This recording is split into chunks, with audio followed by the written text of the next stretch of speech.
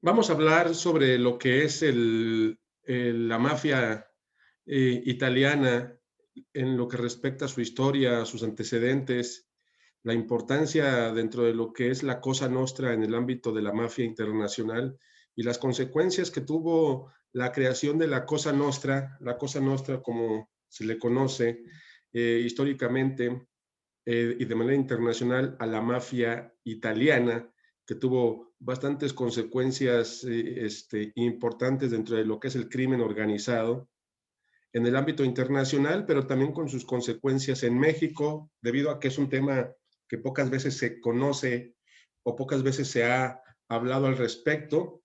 en lo que respecta a la denominada Cosa Nostra en México. Hay un libro, de hecho, muy interesante que se llama La Cosa Nostra en México, precisamente, de un autor de apellido Cedillo, en el cual he tenido la oportunidad de analizar y de leer, y dice bastantes cuestiones históricas muy interesantes acerca de la llegada de la mafia siciliana, la mafia italiana, de Nueva York, precisamente a México con fines de expansión territorial en la década de los 20 y de los 30 del siglo pasado, desde los mismos orígenes de la mafia italiana en Estados Unidos, también a la postre se dio la entrada en México por medio de los políticos de aquel entonces, que era pues el maximato de Plutarco Elías Calles, a través precisamente de Abelardo Rodríguez, que fue pues uno de los principales personajes que les abrieron las puertas a los mafiosos italianos durante el inicio de la década de los 30, cuando se dio el mandato precisamente de Abelardo Rodríguez. Estamos hablando que durante el maximato se dio del 28 al 34, en donde fueron tres presidentes que estaban a las órdenes de Plutarco Elías Calles, como fue el mismo Pascual Ortiz Rubio, Emilio Portes Gil y el mismo Abelardo Rodríguez, que cada uno de ellos duró aproximadamente 2 años y que servían las órdenes del presidente saliente, que fue don Plutarco Elías Calles, que prácticamente fue el que pactó con los gobiernos norteamericanos para crear un partido que sirviese a los intereses norteamericanos y a todo lo que es sus aspectos económicos en México, que tuviesen aquí de carácter precisamente de hidrocarburos y de petróleo. Pero sin embargo, la mafia italiana que logró repuntar en la década de los 30, sobre todo terminando lo que fue la Gran Depresión, terminando lo que fue la denominada Gran Depresión, ya hemos hasta cierto punto eh, platicado un poquito de lo que es la Gran Depresión, en lo que corresponde a aquella época económicamente bastante eh, eh, nefasta y bastante eh, característica en lo que corresponde a nuestro México y a nuestro vecino del norte, que fue una depresión económica que se dio en 1929 y que pudimos o podemos observar históricamente las consecuencias que tuvo a nivel político, a nivel económico, lo que fue la denominada Gran Depresión de los años, de finales de los años 20 y principios de los años 30, que tuvo como consecuencia, después de la Primera Guerra Mundial terminada en el 18, pues todo un acontecimiento importante a considerar, que desembocó precisamente en que a Estados Unidos llegaron bastantes personas exiliadas, sobre todo por la persecución de los nazis, por la persecución de la guerra, por que venían huyendo precisamente de las garras de Benito Mussolini, muchos italianos, cuando empezó a tomar el poder precisamente, y llegaron a Estados Unidos pues bastantes italianos a Chicago y a Nueva York, y que empezaron a gestionar pues ciertos aspectos de poder para llevar a cabo pues la venta del licor, que en este caso pues estaba prohibido durante lo que es la época de la gran prohibición estadounidense, y que hicieron negocios jugosos precisamente con la gran prohibición. Por lo tanto, es digno de señalar todos estos puntos debido a que precisamente observamos que gracias a la Gran Depresión de la cual estamos ahorita mencionando, pues tuvimos el auge precisamente del desarrollo de la mafia italiana, que tuvo como consecuencia una expansión bastante considerable en el ámbito internacional y que a la postre también tuvo su entrada en México, seduciendo a políticos mexicanos desde las épocas de los 30 hasta prácticamente la fecha que vemos, la mano negra ahí de mafias internacionales adentradas en nuestro país, precisamente relacionadas con los cárteles mexicanos. Y de eso se trata, precisamente analizar lo que es el crimen organizado a nivel internacional, que vio su auge económico a raíz precisamente de las mafias italianas establecidas en Estados Unidos, sobre todo la que es conocida como la denominada Cosa Nostra. Y de eso se trata el observar este pequeño análisis, Revita las tarjetitas. este pequeño análisis del cual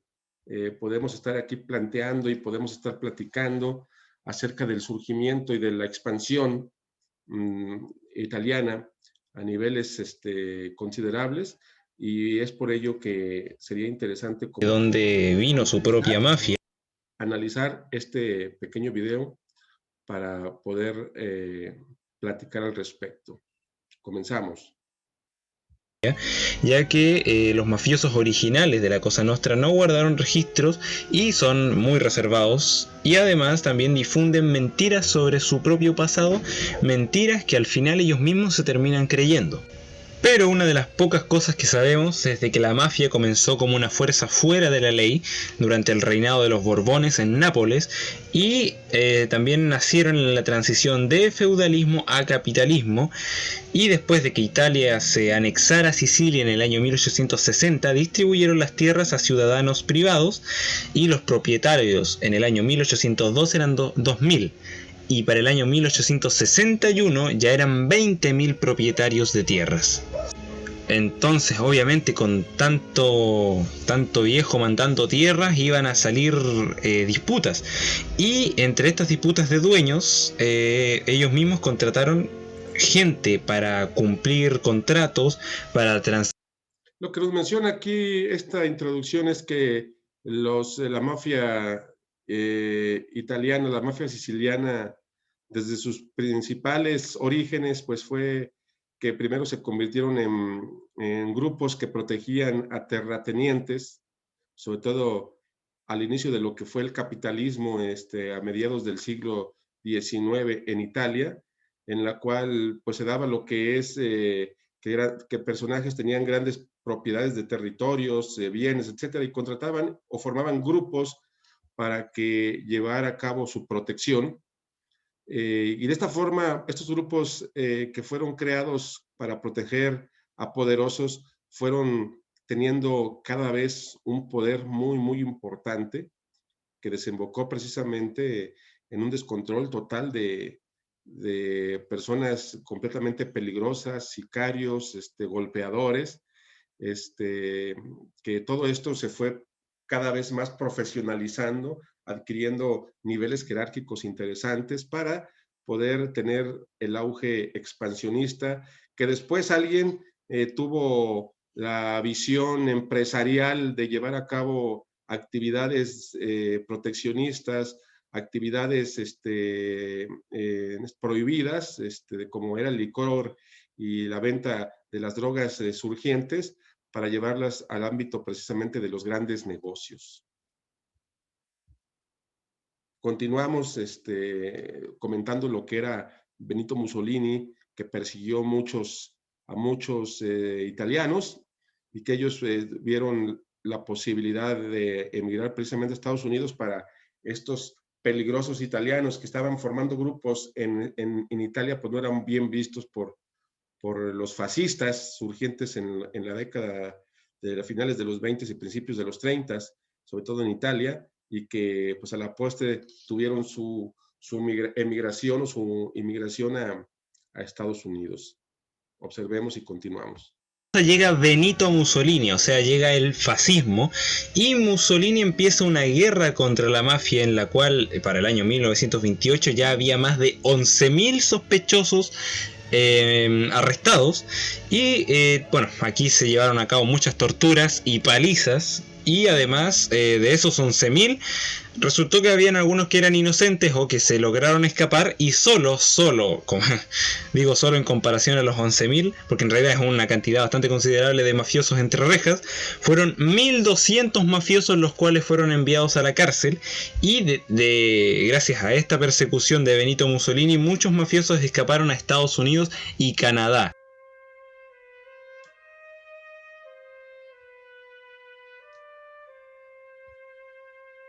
Y en esta parte podemos mencionar el código de iniciación a la Cosa Nostra, en donde había una mesa con una pistola, una daga y un santo. Se tomaba un dedo del aspirante a ser mafioso de la Cosa Nostra, se le pinchaba el dedo con una aguja, después se quemaba el santo y se decía: si traicionas a la Cosa Nostra, tu carne se quemará o arderá como este santo. También aquí podemos mencionar los 10 mandamientos de la mafia, los cuales dictaban la buena conducta, respetuosa y honorable conducta que debía llevar un mafioso de la Cosa Nostra. Y también está la omertà, el cual era el código de silencio que prohíbe a los mafiosos traicionar a la mafia ante la policía o la autoridad en la que sea el país. Como todo movimiento del crimen organizado, como toda iniciación, como todo grupo secreto, asimismo el crimen organizado de las mafias italianas, al momento de que formaban sus enlaces, sus hermandades, por todo lo que eran los negocios turbulentos que manejaban, pues para poder hacer el reclutamiento necesario de más y más personas sirvientes dentro de lo que es la mafia italiana, pues tenían, como bien dice aquí este documental, sobre los códigos de iniciación, en el cual todos aquellos que eran reclutados pues tenían que pasar por un ritual completamente hermético para jurar el guardar silencio de todo lo que se hacía ahí, el respetar los códigos, el respetar la disciplina y el respetar las jerarquías y el respetar la información que se manejaba para que la organización o las organizaciones estuviesen completamente protegidas. Y aquel que incumplía esta situación, pues obviamente iba a pasar por grandes tormentos y obviamente su ley fuga, que era el asesinato. Los integrantes de las mafias, entonces, aquí empiezan lo que era estas cuestiones interesantes desde el punto de vista criminal acerca de los códigos de conducta internos y los castigos para aquellos que los incumplían. Obviamente aquí vimos esto de una forma muy resumida porque en realidad este tema merece su propio video. Pero entonces pasemos a la siguiente sección.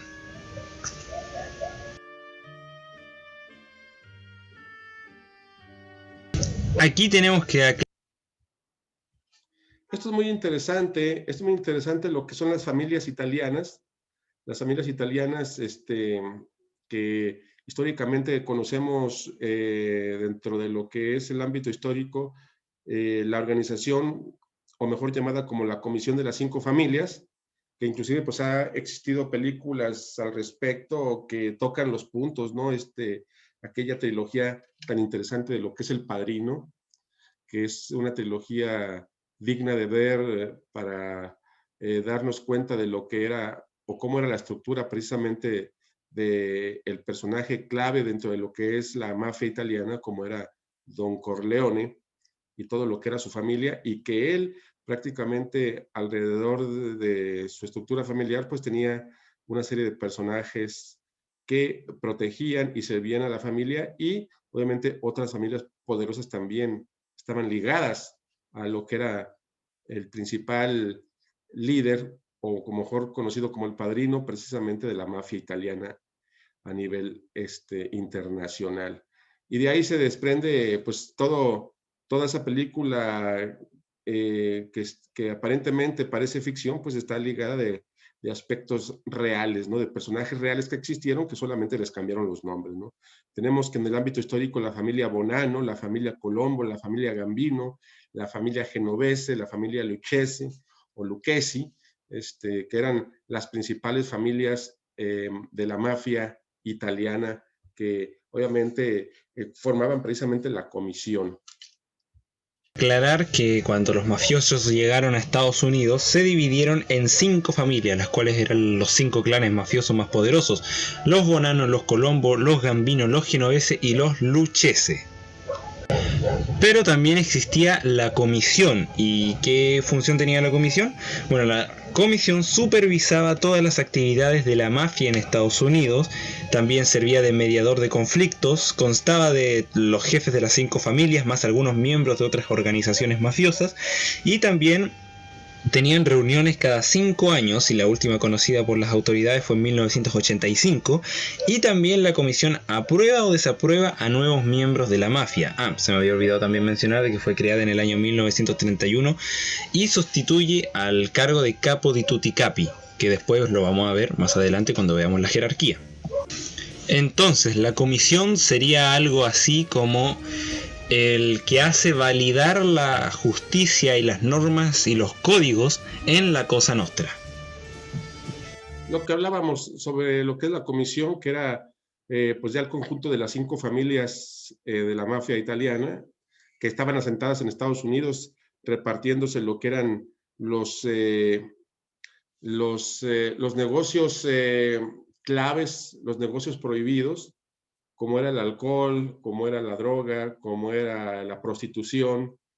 como eran los casinos, los juegos, las apuestas,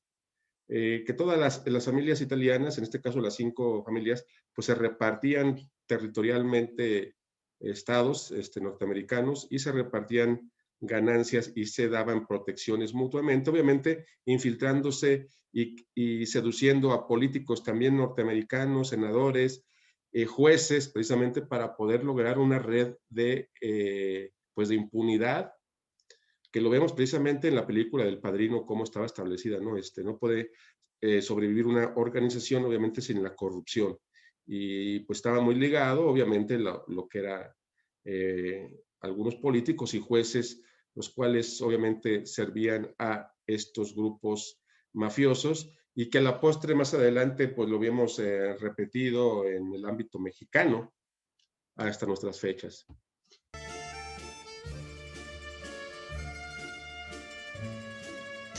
Y en esta parte, en el hombre más poderoso de la Cosa Nostra, tenemos al capo di tutti capi, el cual literalmente significa jefe de todos los jefes, y es el hombre más poderoso de la Cosa Nostra, ya que todo el poder se centraliza solo en su persona. Pero este título de capo di tutti capi dejó de existir con la creación de la comisión. Entonces, antes de la creación de la comisión,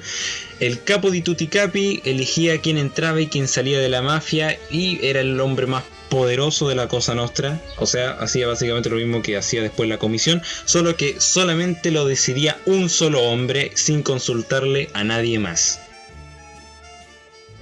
Efectivamente, todo este punto es interesante debido a que la comisión, como se le llamaba ya a las 5 familias unidas, pues ya tomaban las decisiones en conjunto, ya no solamente era un solo hombre, ya no solamente era el padrino, ya no solamente era un personaje al estilo dictatorial que controlaba todo lo que es el negocio, los negocios prohibidos, como venimos repitiendo, del alcohol, de la droga, de la prostitución, de los juegos, de las apuestas, de los casinos, sino que ya se unieron las familias para nombrar un representante, pero todos de forma democrática, al estilo, obviamente, como una organización de las modernas, tomaban sus decisiones de forma democrática sobre los asuntos precisamente de la organización criminal llamada la Cosa Nostra o la mafia italiana, sobre todo en territorio norteamericano. Por lo tanto, Esto lo hemos repetido más adelante, inclusive en lo que es el narcotráfico mexicano en aquel entonces, cuando Miguel Ángel Félix Gallardo era una especie de capo, el capo de todos los capos, como dice aquí el documental. Sin embargo, más adelante se formó una comisión precisamente para que se tomaran decisiones de forma generalizada, que después vimos que se desintegró para formar varios cárteles en el país, pero siguiendo pues una analogía precisamente a lo que era la mafia italiana y lo que era más adelante, años más adelante, el surgiente narcotráfico en México. Continuamos. Pero el que gobernaba a cada familia mafiosa era el Don. ¿Y por qué? Bueno, porque todo el poder recaía en sus manos, o sea, bueno, él gobernaba la familia y siempre iba acompañado de un consiglieri, que bueno, después eso lo vamos a ir viendo después, pero antes de la creación de la comisión, todos los jefes mafiosos, todos los dones le tenían que rendir cuentas al capo di tutti capi. Después del nacimiento de la comisión, ellos, en vez de rendirle cuentas al capo di tutti capi, que ya no existía como título, tenían que rendirle cuentas a la comisión, y es más, formaban parte de ella como uno de sus líderes. También después, abajito nomás del Don, venía el consiglieri, el cual era el que siempre acompañaba y aconsejaba al Don, y lo aconsejaba y aportaba ideas en reuniones importantes, y también muchas veces hacía de mano derecha del Don, y es uno de los pocos que puede contradecir bien, entre comillas, al jefe y discutir con él, o sea, discutir las ideas, etcétera, etcétera, pero discutir bien, entre comillas. Y si bien el consigliere acompaña al Don en sus reuniones y etcétera, etcétera, el segundo realmente que es más poderoso es el subjefe, que vamos a ver ahora. Algo interesante sobre lo que es la organización criminal de la mafia italiana, que estaba el padrino, conocido como el Don, el consejero, que era el consigliere, y el subjefe, que era el segundo después del padrino o del Don, importante dentro de la organización criminal. Y lo vemos ahí reflejado, estas imágenes de este documental, pues es en base a la película precisamente del Padrino, donde se narra toda esta trama y toda esta estructura, toda esta jerarquía, toda esta organización bien estructurada precisamente del crimen organizado, al más puro estilo de la mafia italiana en el ámbito norteamericano. Ahora, y bueno, ¿qué hacía el subjefe? El subjefe era el segundo al mando en una familia, y muchas veces también era familiar del Don como su hijo. También tomaba el mando si es que el Don caía enfermo o era asesinado o encarcelado, y se preocupaba de los temas de importancia, pero si ya el tema ya era demasiado grave, remitía el problema a manos del Don. Y también a veces tenía tanto poder en una familia que convertía al Don de la familia en una figura decorativa, y también podía llevar como un consiglieri para él mismo. También después viene el caseto, el cual organizaba las cuentas de la familia. También después venía el avocato, el cual se encargaba de los problemas legales de la familia, y muchas veces incluso cerraba tratos con otras familias mafiosas. Todos estos rangos están más o menos a la par, y después de hecho igual vienen los numerales, los cuales eran sicarios con orden directa del Don, era lo mejor de lo mejor. Y después también viene el caporrégime, el cual dirige un régimen, que es un grupo de soldados más o menos grande, pero este grupo puede variar en número, depende de la familia mafiosa de la que hablemos. Y un poco más abajo encontramos al capodécine, los cuales se encargaban de dirigir una décina, lo que serían 10 soldados, o sea 10 matones. Después vendría los soldados, los cuales participaban en tiroteos, asesinatos, o se encargaban de pelear con la policía muchas veces, o pelear contra otras familias. Después de esto vendrían los asociados, los cuales no eran miembros de la mafia, pero sí se relacionaban con miembros de ella. Y recientemente también se crearon los grupos di fuoco, los cuales son como una especie de comandos en la Cosa Nostra, así entre comillas comandos, como las fuerzas especiales de la Cosa Nostra. Y estas personas se encargan de eliminar a un objetivo importante. Claro, igual podrían mandar un sicario si es que quieren, pero a veces igual mandan a estos grupos como de comandos de fuerzas especiales, son como los John Rambo de la mafia, para que vayan y eliminen quizás a un objetivo que esté bastante protegido con guardaespaldas y esa clase de cosas.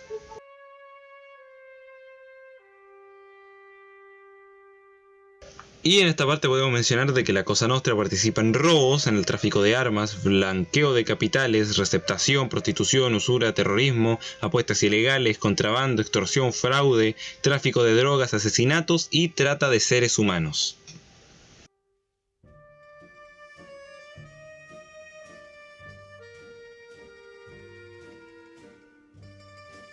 Los territorios de la Cosa Nostra son tan grandes, está dividido en tantos países, que vamos a tener que dividirlos una vez más en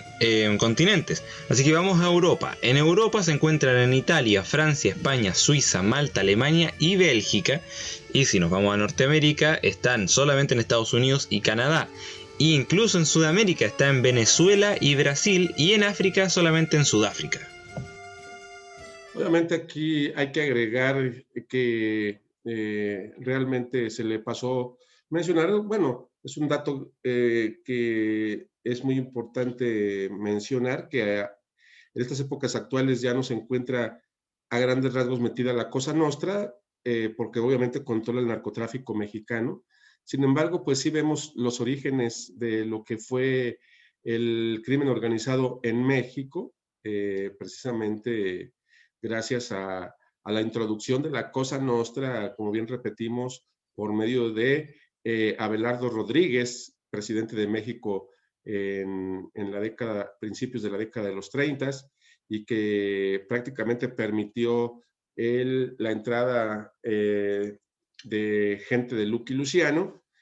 y asimismo crear el casino de agua caliente en Baja California, para llevar a cabo pues los juegos de apuestas y ir metiéndose poco a poco en los negocios turbulentos y seduciendo políticos. Hay un personaje clave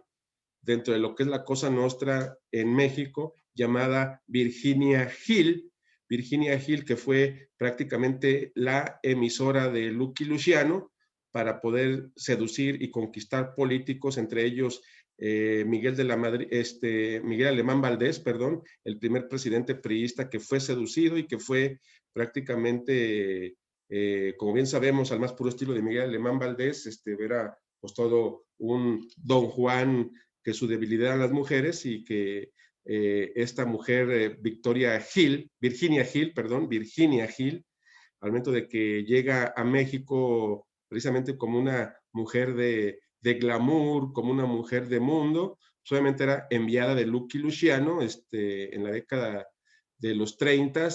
y de los 40, en este caso ya en el gobierno de Miguel Alemán Valdés, precisamente.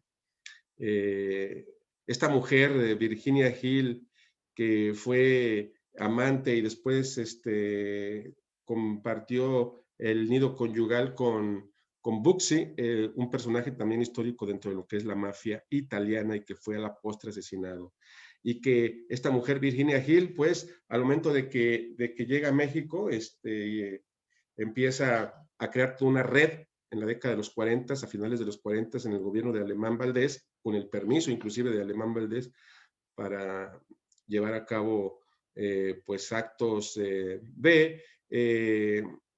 ventas, de prostitución, de apuestas, formar y formalizar lo que es Acapulco, en este caso,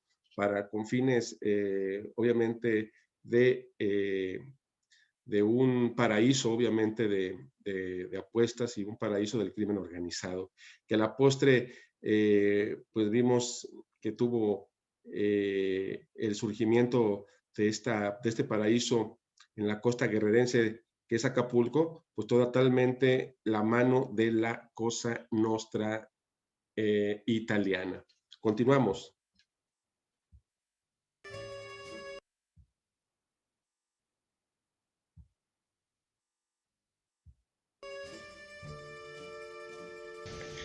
Ahora la mafia italiana, lo que sería la Camorra, la Cosa Nostra de la que estamos hablando, y la 'Ndrangheta, utilizan armas de fuego del calibre 7,65 milímetros y pistolas de 9 por 21 milímetros, pero las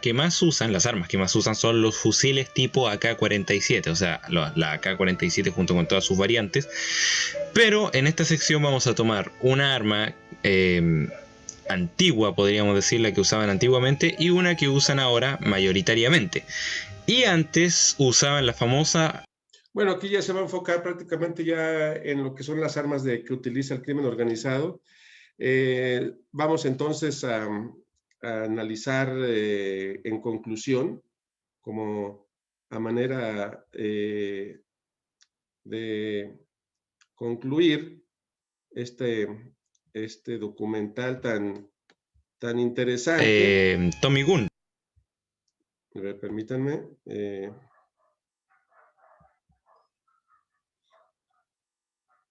Este documental tan interesante del cual obviamente podemos observar pues prácticamente la Que sería importancia, la importancia de la Cosa Nostra italiana en el crimen organizado, ya de manera estructural, a manera de empresa, a manera de crear negocios jugosos que surgieron de la vía ilegal para convertirlos en la vía legal por medio de lavado de dinero y crear empresas legales que vieron su origen en el crimen organizado y que se convirtieron en una civilización democrática estadounidense en negocios jugosos, ya por medio de la prostitución, de los juegos, de las apuestas, de la droga, del alcohol, etcétera, pues vimos que surgieron muchas empresas que prácticamente tuvieron frutos y éxito en el ámbito legal, a través precisamente de los movimientos de esta naturaleza del crimen organizado, de la mafia italiana, que también hay personajes claves como el mismo Meyer Lansky, que fue prácticamente el cerebro de la mafia italiana, este Meyer Lansky, que aunque no es italiano, que es de corte judío, obviamente se le considera históricamente a Meyer Lansky el cerebro prácticamente organizacional de la mafia italiana y de la Cosa Nostra en Estados Unidos, y que tuvo mucho que ver obviamente con la entrada de la Cosa Nostra en la década de los 40 y los 50 en México, sobre todo como comentamos a través de Virginia Hill, que pues prácticamente entró en el mundo Virginia Hill de los políticos y y del mundo del espectáculo, entre muchos de los que se tiene remembranza, en este caso mediática y política, herméticamente hablando, pues es el mismo Pedro Infante, que al parecer también tuvo mucha relación en algunos aspectos con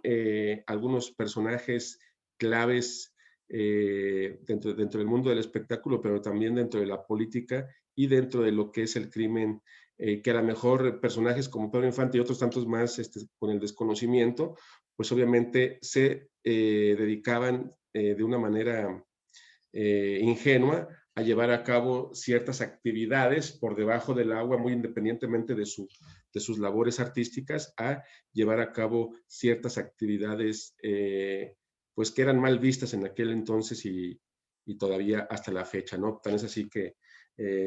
era muy común que muchos actores y muchos políticos y muchas personas del mundo llevasen a cabo lo que es sus pruebas de aviación, se convirtieran en pilotos y de forma clandestina realizar por ahí ciertos movimientos